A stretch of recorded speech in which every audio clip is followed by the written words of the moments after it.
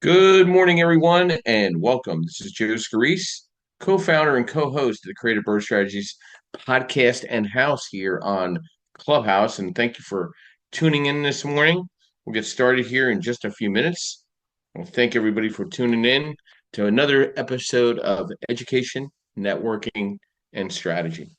Love that the first always thank our sponsors, of course, because without them and their support and their marketing for our podcast, we wouldn't be here. I want to thank Mr. Yarrell Perkins of Perkatech, our social media strategist, as my eyes behind the drape in all my social media architectural and administration. He could be a great asset to your space in social media as well.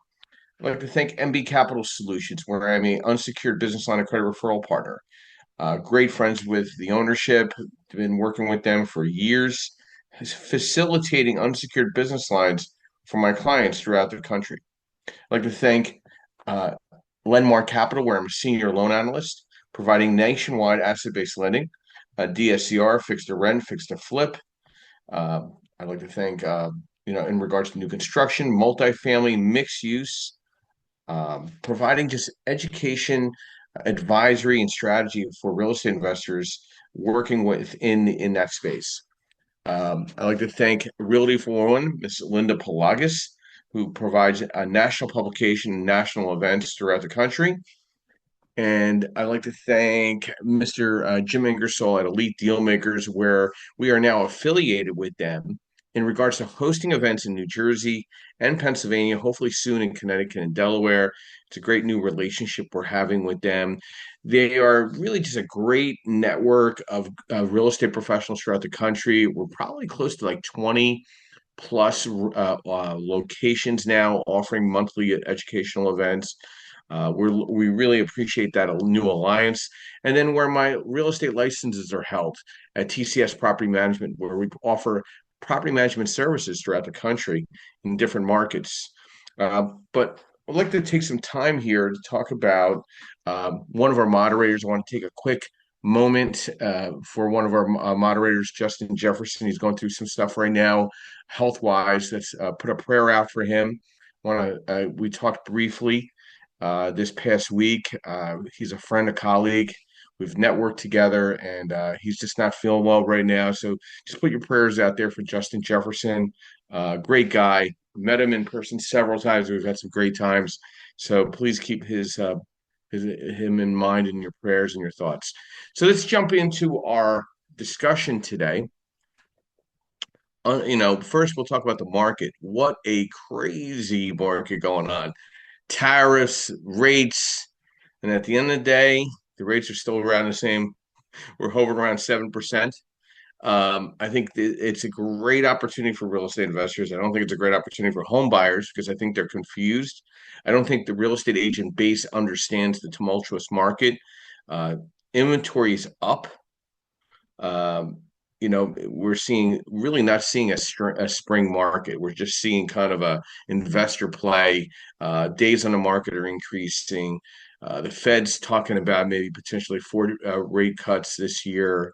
We're peeling back all these poor negotiation options we had with all these countries, and once we get through a lot of that, I think we're going to see a very unique opportunity for uh, consumer confidence yet again coming back. I think we kicked the can way too long, allowing ourselves to be exposed to just giving away the country in some sense.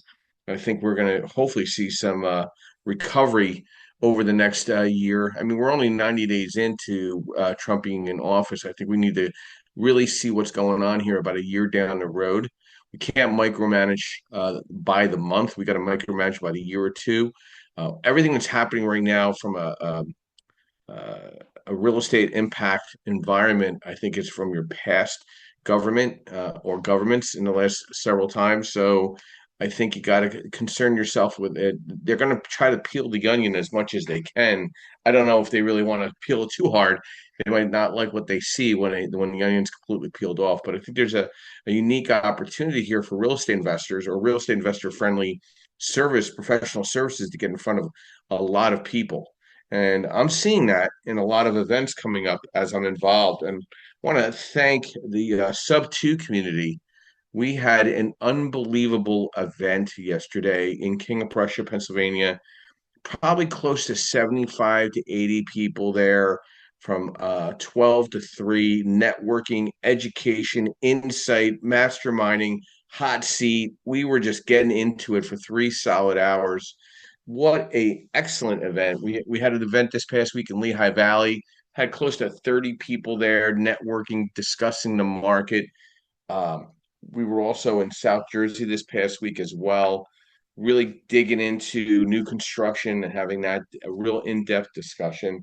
But we got some really great events coming up this week alone. We have Philadelphia Elite Deal Makers on Monday night, 6:30. Tuesday night, we are in Jersey City with the Elite Deal Makers in North Jersey. We got a great presentation. It's our first event there. And then on Saturday, I will be in New York City at 110 Fifth Avenue. If anybody's in the area, please, by all means, reach out to me. I'll get you an Eventbrite link. We're probably going to have close to 200 people there, and I'm going to be digging into underwriting and discussing asset-based lending and understanding the differences and teaching people how to broker loans and becoming a direct private lender, and getting that building that confidence. So that's going to be 1 to 4 on Saturday this week. But a couple other events I would love to announce. In May, I will be in South Carolina at the end of the month, the 28th, 29th, and the 30th, with Anthony Kazazis and his group for the New York Real Estate Investor Expo. I'll be presenting several times there in Greenville. And then in June, I am happy to announce I will be speaking at Mr. Landlord with Jeffrey Taylor, and that will be on the 5th, 6th, and 7th. Promotions are going out through all our social media channels. So if you're in Indianapolis, you're in Greensboro, South Carolina, you're in New York, you're in Philadelphia, you're South Jersey. We have weekend workshops coming up this month, April 26th in South Jersey at First American Title with David Injemy. So we're staying out there in front of people. And then I think we just announced I'm speaking in Rhode Island on May 3rd for the Real Estate Investors Group and Realtors up there on asset-based lending. So we're really getting out there as a podcast and as an educational source for real estate professionals throughout the country. So let's get into some more news today. Uh, like I said, active inventory is up almost like 30%. So Realtor.com reports, I will post that information. And again, the Fed's playing a little game, cat and mouse with the government with potential tax cuts. But I really don't see the relevance of the Fed right now at this point, and the market. They're not working side by side. Your spring housing market jumps, but buyers remain hesitant amid economic turmoil. And one other article that I saw this past week, which I thought was interesting, build to rent market improves as SFR completions hit historic highs. So a lot of these developments that were once being considered for townhome developments and selling off are now being held back and building to rent and holding them for tenants. And we're seeing a big increase in that as well. So let's dive into our subject today. Underrated ways to build trust as a real estate leader. And there's a couple different ways to look at this. You could look at this as a real estate investor. You could look at this as a real estate agent. But the mindset of winning in building trust in real estate is a unique factor. You need to um, as a leader, you need to build trust as a paramount, establishing a credibility and fostering strong relationships within the industry. Often, most effective leaders earn trust through subtle and underrated methods that go unnoticed, but are crucial for long-term success. In this competitive real estate industry, trust serves as a foundation for successful leadership and enduring relationships by incorporating these underrated strategies into your leadership approach. You can strengthen trust, build credibility, and differentiate yourself as a trusted real estate leader. My thoughts here is I love this topic. And two, trust is everything in real estate. And the best leaders often earn in a subtle, underrated ways. And some of the overlooked powerful strategies to build trust as a real estate leader you need to keep in consideration. One, sharing the bad news first. Two, remembering the small details.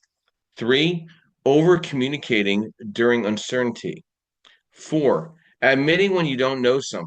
Get back to somebody if you don't have the answer. Just don't blurt some crap out and try to think you're gonna, um, look extraordinary. Give credit and take responsibility. Be predictably reliable. I love being early to an event because early is on time and on time is late. Teach, don't gatekeep. I'm a big fan of that. I kind of watch and listen sometimes more often now than ever. Also show up when it's inconvenient. Okay, listen. No, being the better professional is not always easy. Okay, do I want to get up every morning, go to the gym, and take care of myself? Self? No. Sometimes I want to lay there and relax.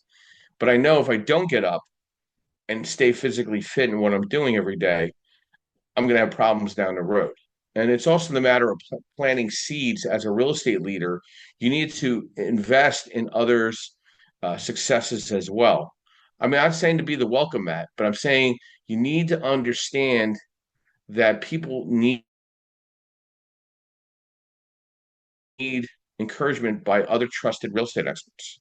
And I think a real estate agent or a real estate investor, there's a lot of coinciding factors in being a leader, but I sometimes like supporting other organizations as a sponsor, as a go-to is important, but don't allow yourself to give it all away. Like I'll give you a great example. Just recently, somebody reached out to me and said, "Hey, I'd love to speak at one of your events." And I know they have events themselves. And I said, "That's great. But I look forward to you scheduling me to speak at one of your events so we have a nice reciprocal relationship." Guess what happened? Crickets. Didn't even get a call back, not even a text, not nothing. That saved me a whole load of aggravation. You know why? The respect level is just not there.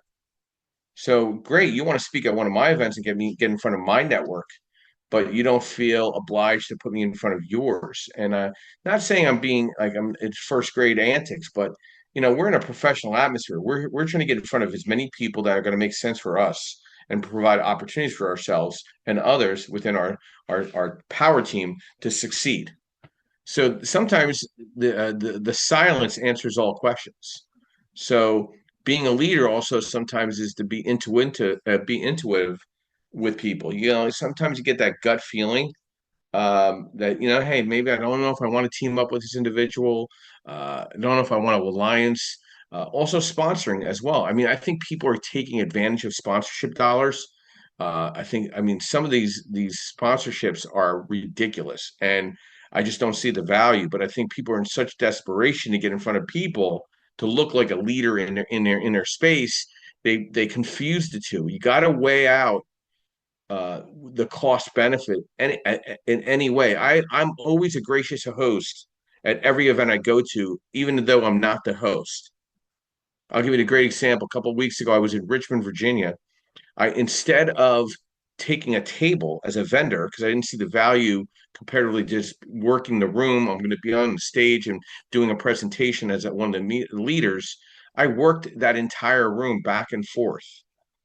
And I think I got in front of more people, just back and forth, networking, shaking hands, going inside the rooms, getting on the stage, than having a table being stuck in one space. And it was a third of the price. I just had to hustle a little bit. Got a couple extra steps in. I got my extra exercise in for the day. But it worked out very well because I got to meet more people because I kept moving around. To me, I felt like a leader in my own room. I felt like I was the host of an event that I wasn't part of. Other than being an attendee. So sometimes being a leader sometimes is kind of watching and waiting and seeking the opportunities where you see. Listen, yesterday I'll give you a great example. Yesterday we had 75 people in an event. We were sponsors. We were in the front of everybody. We weren't the leaders. We gave great credit to them, but it was a great opportunity to get in front of 75 people for a very cost effective sponsorship dollars. So to me, I look like a leader in that real estate space, which made me feel great. I came home, I was really confident. We're going to have some great follow-ups and great discussions, and it's going to lead to other great events and opportunities working with these groups. So let's get started here. We'll get to our moderators, of course. We start ladies first. Good morning, Amy. Welcome. Brief overview who you are, what you do, and thoughts to underrated ways to build trust as a real estate leader. Good morning, Joe.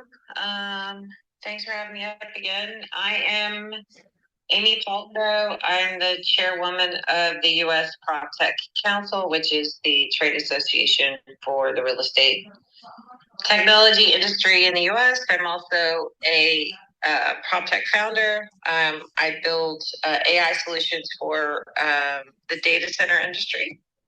And I'm a longtime real estate investor. I've been a real estate investor since 2008.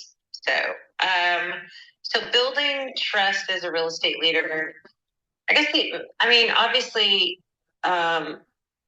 you earn trust by what's given to you from other people, right? You can't just assume people trust you. So establishing your credibility, whether it being on stages, whether it's just doing the right thing. And I think most people just appreciate that when you're courteous and when you're, I read this article, and this might seem kind of silly, but say somebody spills something on the floor and you clean it up, right? I mean, that just seems like simple, but a lot of people would just pass it by. But people notice the little things about you. And if you're courteous and something spilled on the floor and you think it might cause a problem and somebody might fall and you cleaned it up, even though it's not your job, but you did it anyway, that's kind of an underrated thing. But it helps people notice the little things about you. And so if you're doing the right thing, that will build trust in you. And you're going to have plenty of times when you have to do big things. And then that character that you have, because you're doing the little things right all the time, in those moments when you have to do big things, of course you're going to do the right thing, right? But it all starts with the little things. So you got to do the little things right. And if you don't do the little things right, you'll never get to do the big things. So I think that's one way, an underrated way to build trust. I think, if you're courteous and kind, that always helps as well. And kindness should never be underrated, but sometimes it is. So I'm thinking, Amy, I want to bring up your podcast because I watched it the other day. So, do you feel that has accelerated your leadership role with the PropTech Council, being very consistent and being in front of people, interviewing people, that level of confidence, and competence, and it's not cockiness, it's just confidence and confidence. It's, you get to learn how to listen and then speak. Has the podcast helped you with leadership in your space? Oh, for sure. It seems like there's a lot of podcasts out there.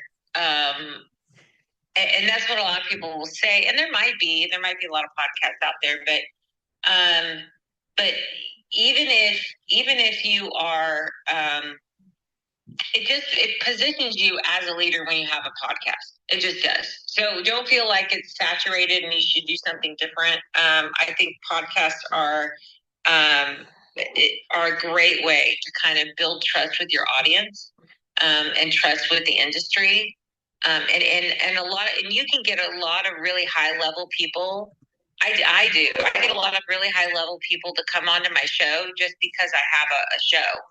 And so there's a lot, and so it serves you in multiple ways, because then you can not only position yourself as a leader in the industry because you have a show, you also get to meet and network with people that you want to meet with because they want to come onto your show, right? So and then when they see that those people come onto your show, then it just builds more trust with your audience, and it just kind of spirals in the right way.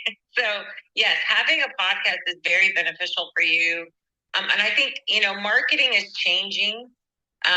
It's where it's more, it's less ad based now and more social, organic kind of. I think you're gonna build trust with your audience via the social media channels and podcasting and all those things versus a traditional ad mic per se. But and that's in my industry where and you're doing B2B kind of work. That's kind of how marketing is going. So yes, for sure, podcasting is great. Yeah, I would have to agree with you. I mean, the group that we're using, the Google team that we're using with Yardell, they're clipping the video clips and popping them in so many different spots, and I'm seeing the inbound just increasing of inquiry. But what I have seen when I have a group that shares the podcast out, the live podcast out on Facebook to like 300 groups, like 250 groups, some crazy number, whatever it is all over the country. We had 4,000 views on yet last week's podcast by just doing that. We've been experimenting with that and getting on online earlier to set the podcast up.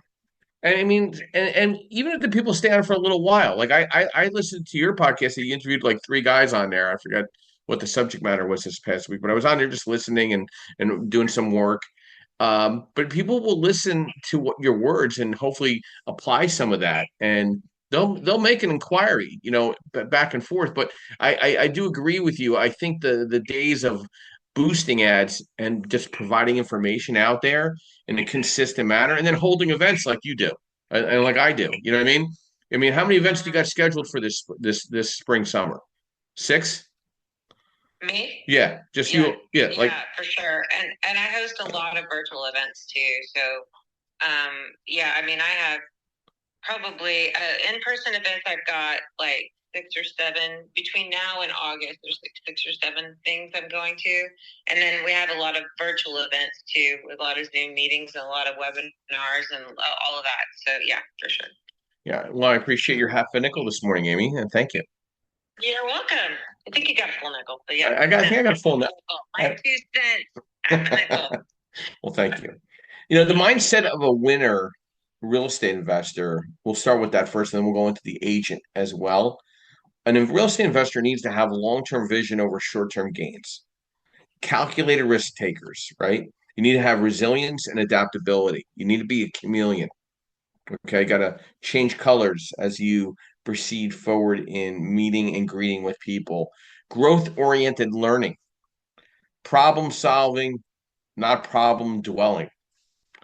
Data driven with emotional control.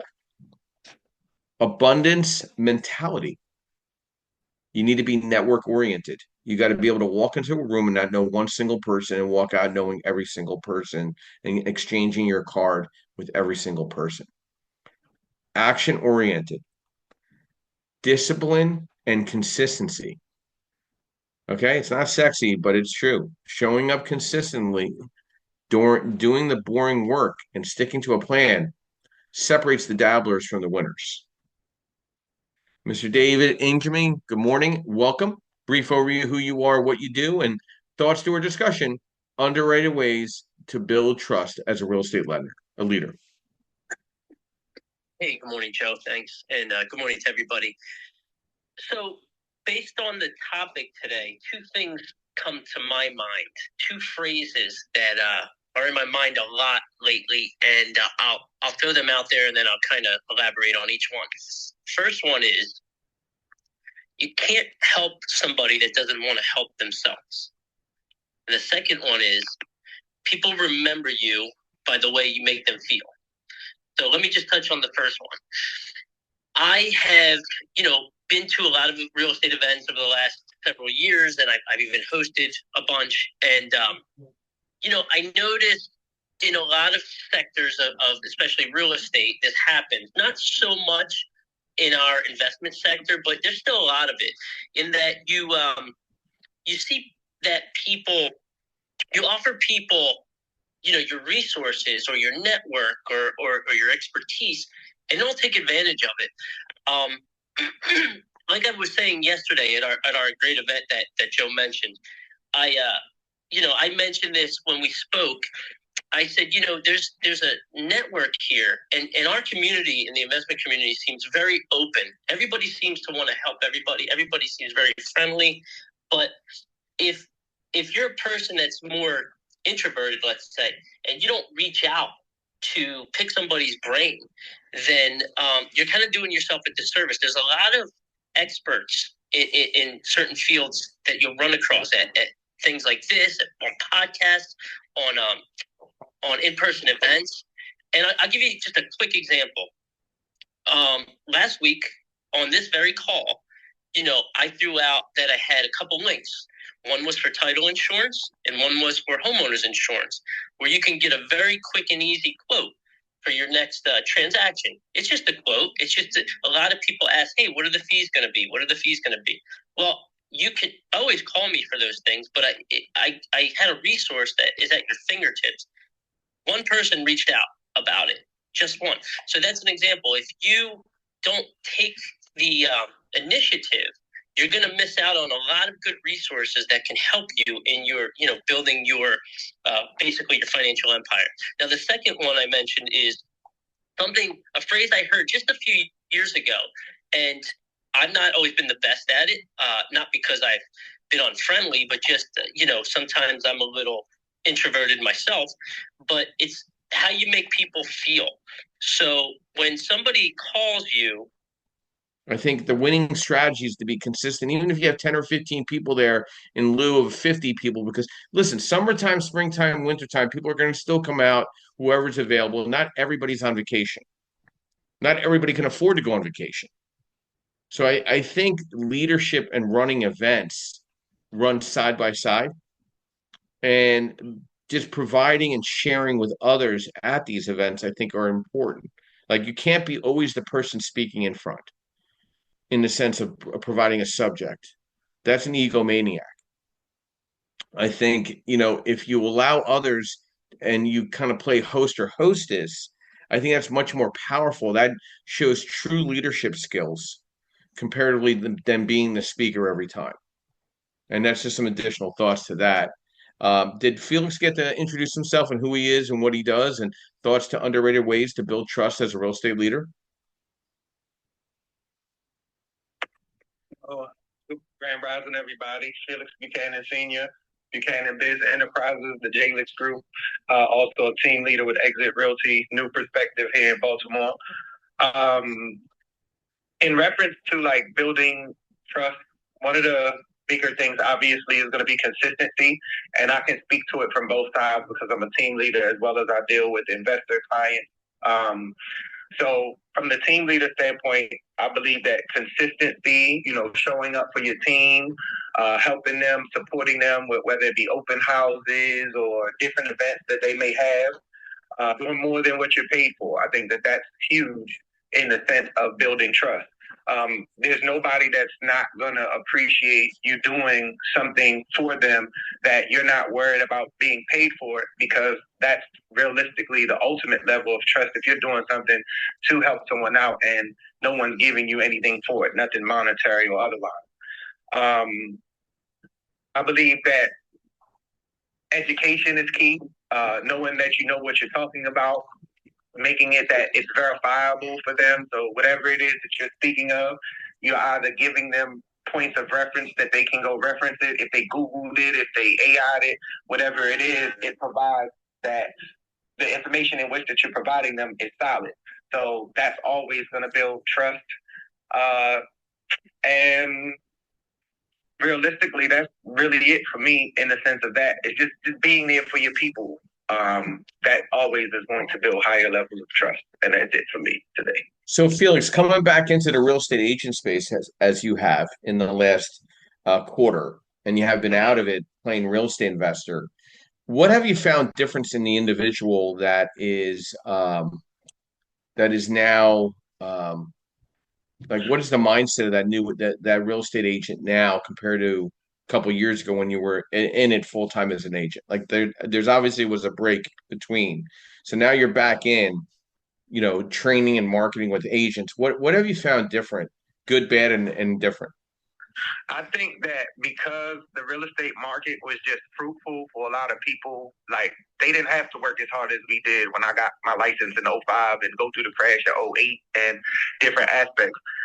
These agents were pretty spoiled over the last want to say 4 to 6 years, because if you had no skill set, the property was going to sell itself because of the market, what was happening in our economy.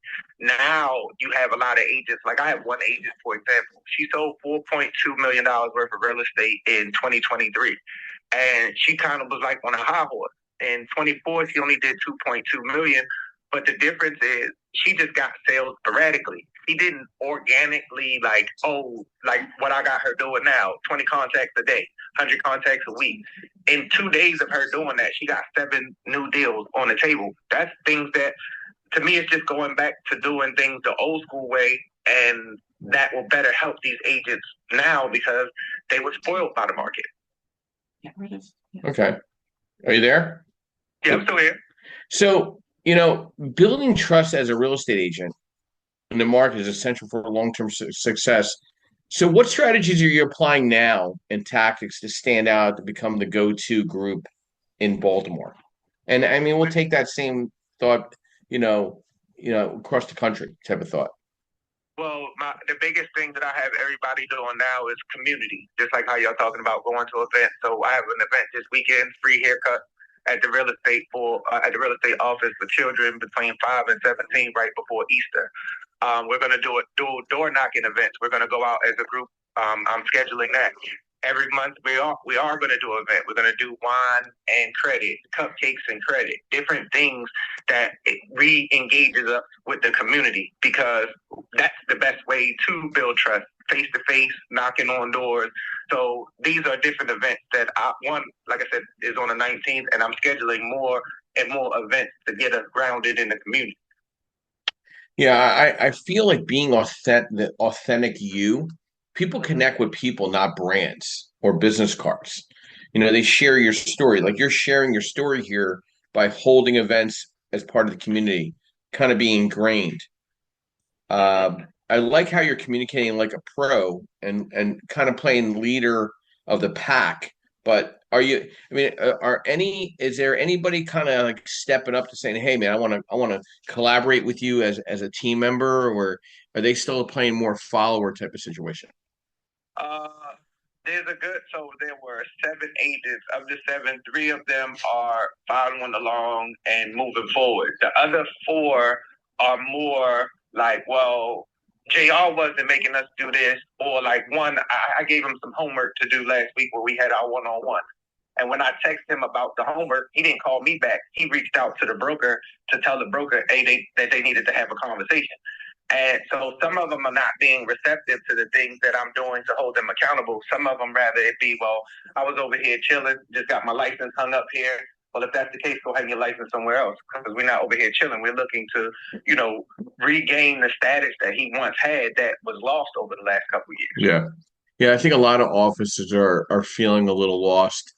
They were pretty spoiled with having just unbelievable amount of business coming in, and now they really got to go out there and earn it. And now it's playing catch up. You got to spend money. When I looked at my social media presence last year, and I thought about this, and I thought about how do I stay abreast of leadership roles and being part of the business itself and staying, because who am I competing with? I feel like I'm not competing. I don't feel like I'm competing with other lenders, meaning like the individual lenders. I feel like I'm competing with companies. So I had to take the role from a social media perspective a little differently. So what I did was become a local expert and a regional expert, put this podcast together. We're celebrating our 98th episode today. And we did a lot of video work during COVID, but it was just kind of like throwing slapstick kind of stuff. But then it was time to really take the social media to the next level by marketing correctly, consistently. So I was doing a lot of it myself, and then made a conscious decision. I wanted to have a personal website. I wanted to make sure, God forbid something happens, I have my website, having all the information there, then having a website for the podcast, and then the social media marketing. Like, how do we get out there in front of people? We had to identify the right group. We had to identify the right Google words. I'm probably spending more money than ever before on social media, but I'm seeing the results because it's providing the branding of me looking like a leader and sponsoring good, solid educational events using the social media proof in the pudding. Like, hey, we had 75 people here like yesterday.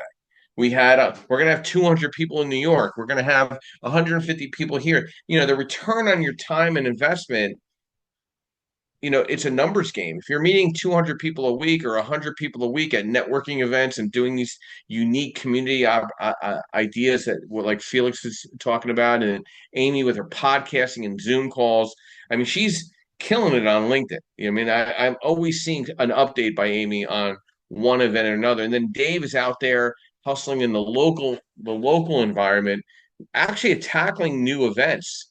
When we rekindled Dave and I, and now Dave works with me at Lenmark. I'm like, Dave, the events that you're working are not bearing the return. You need to stop going to those events.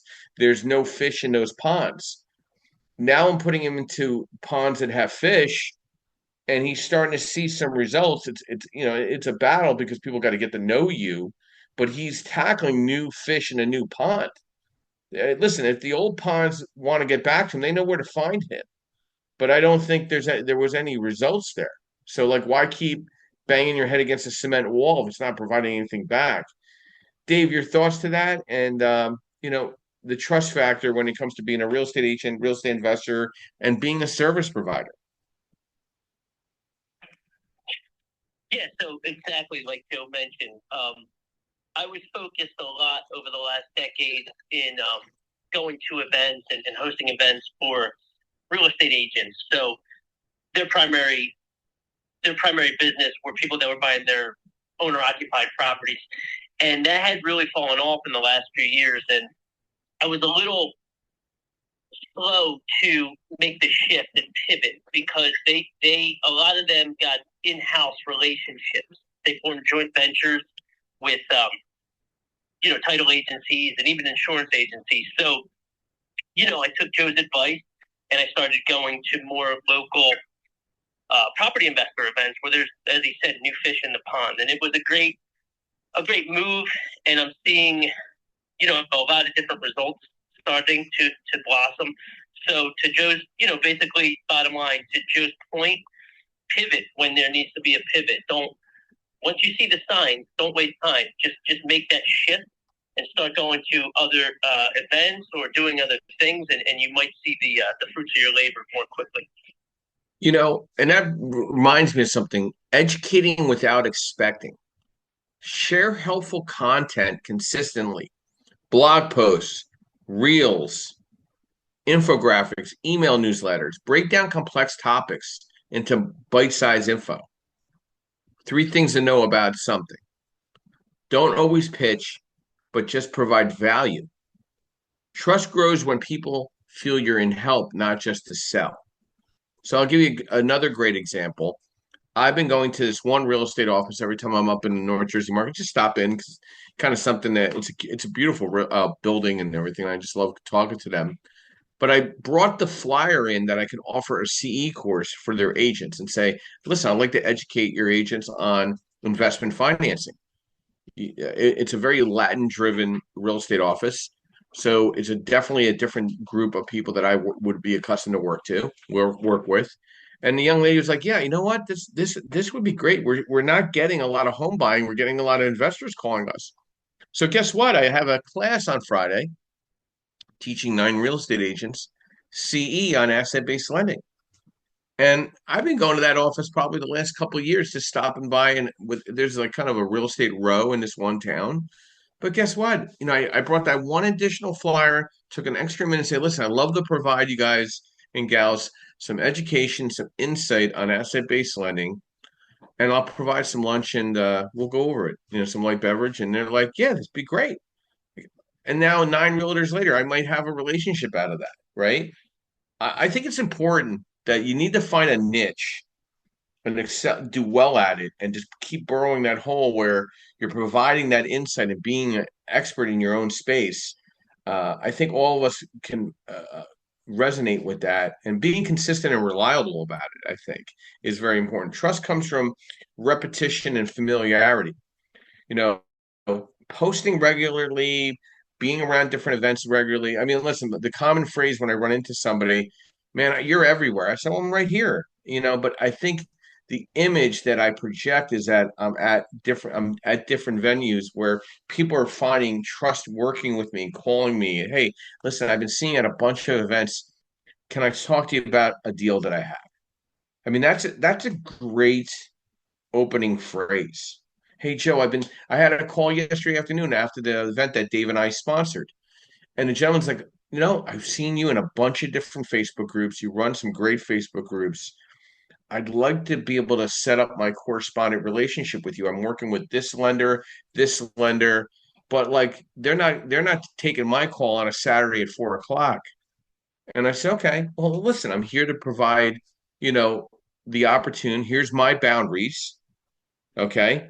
And this is what I need from people when we're trying to put things together in that white labeling environment. I'll set up a call with my pod, and you could have a good deep discussion and get comfortable with them, and as you're trying to submit deals with us. But by no means, listen, we're going to separate ourselves from the rest because one, you're going to be able to call us and you're going to be able to text us and you're going to have good communication. I don't think you have that with the other lenders because no, I don't.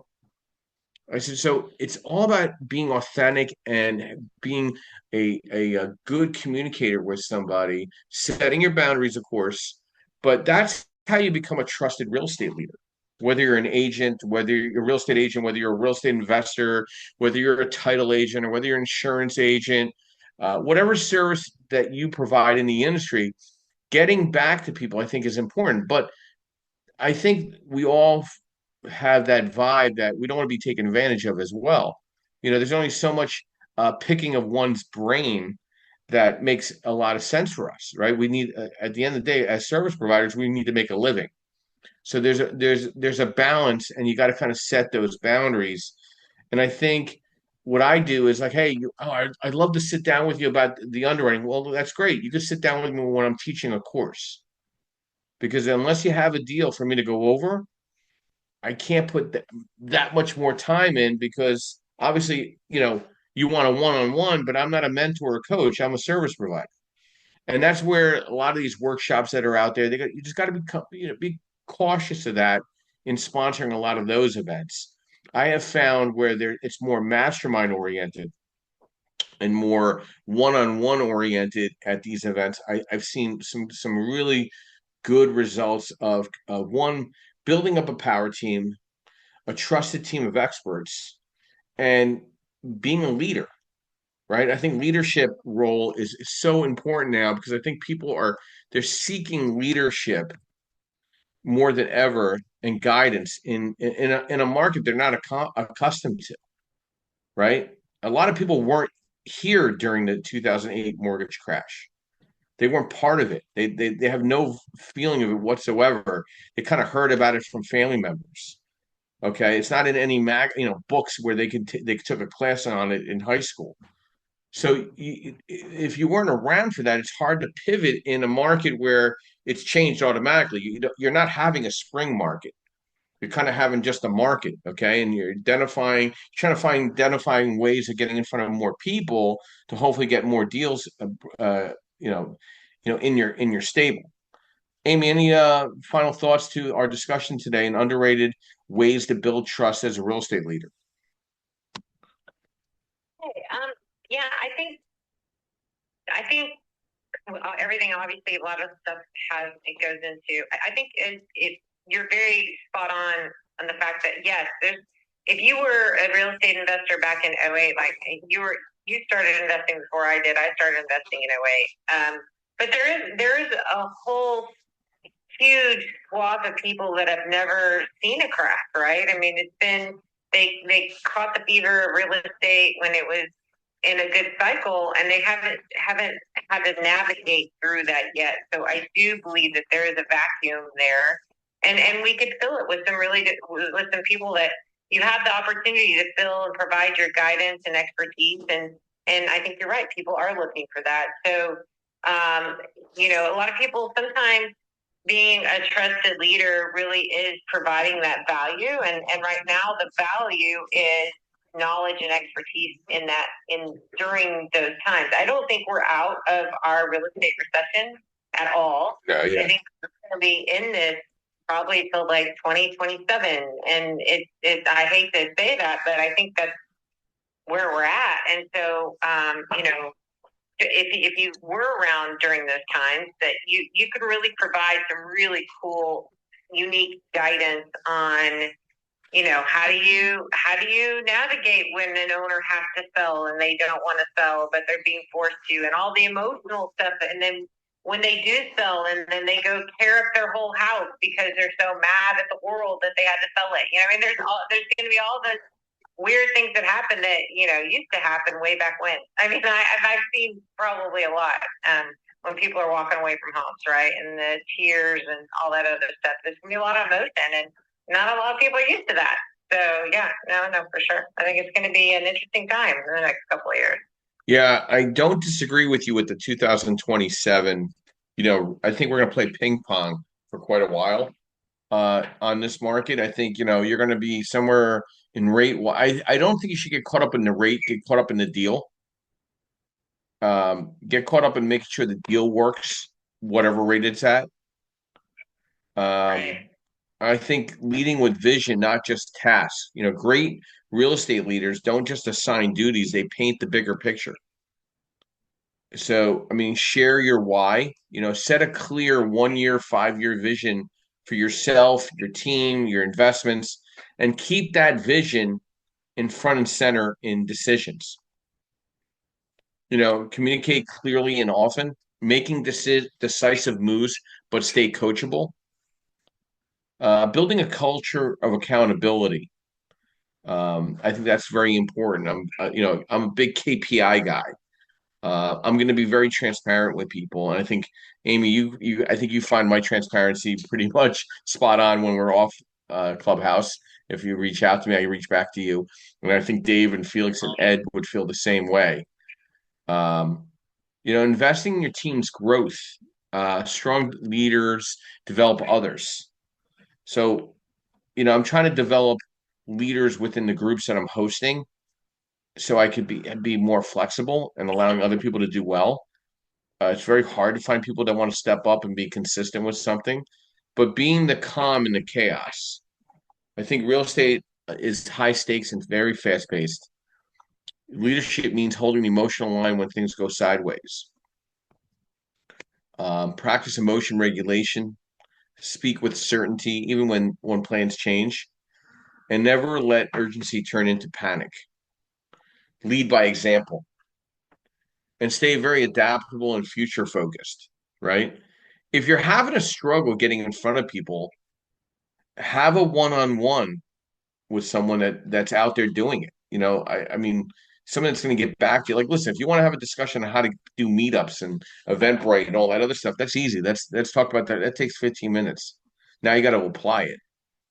I'm not going to apply it for you. I'm not in your market. So you need to stay educated. You need to build flexibility into your strategy and be ready to pivot niches or locations and always be testing new tech, new markets, new team structures.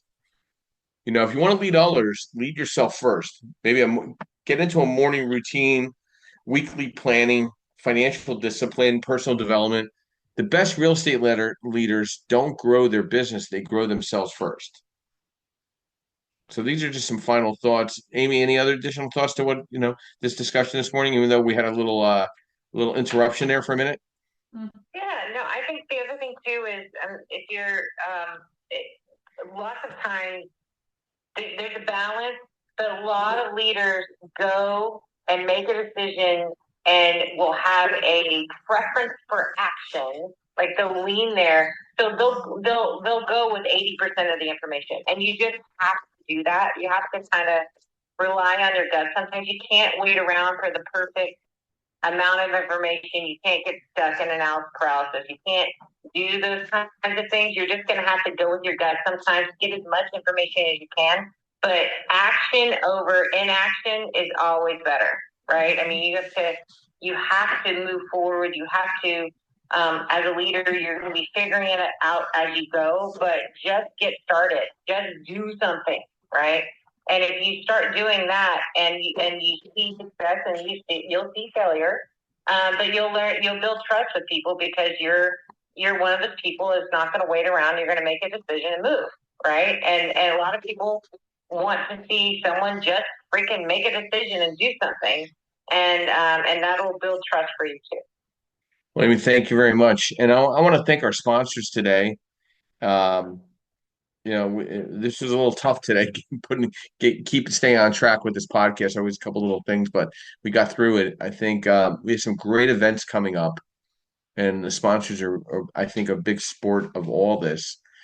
We have events in New York coming up this Saturday, a couple hundred people, which I'm just so excited to be meeting and greeting with people in New York. This new community that we're tied into, David and myself. We're going to take it into Delaware. We're taking it into Connecticut, New York, New Jersey, Pennsylvania. We're going to go across different areas. I'm speaking now up in Rhode Island and Massachusetts. I think just we're giving this education back through the podcast, through this room on Clubhouse. The sponsors have been supportive of us, such as Yordell Perkins of Perkintech, Linda Pelagas of Realty 411, MB Capital, your unsecured business line of credit program, Lenmar Capital, really, really strongly supporting me on pushing the lever with the social media, where I'm a nationwide asset-based lender, TCS Property Management, our new alliance with Elite Dealmakers. A lot of this is really, really important because these experts are facilitating and assisting in growth. They're facilitating in education. They love networking. They want to know as many people as possible. They People are looking for direction. They're not happy where they're at. They want to get into real estate investing. They think it's a great idea. They're scared. They're overanalyzing. They're thinking things through, and then they miss every deal possible. So being a leader is also being a helpful hand and hopefully a helpful voice in some form of direction. Okay. It's interesting when I meet real estate investors and I meet them in New York or New Jersey and hey, I want to invest in Ohio or Oklahoma. I'm like, have you ever thought about an hour or two away from where you live? Oh, where? Well, I mean, there's always opportunities locally. I mean, like if you don't have to get scared and think you got to be an out-of-state landlord. You can be, and there's nothing wrong with that. But I think you got to be realistic to what your expectations are, right? What your financial expectations are. I think that there's an emotional cost benefit. You got to can you handle the traveling? Not everybody in sales can handle traveling. It's not for everybody.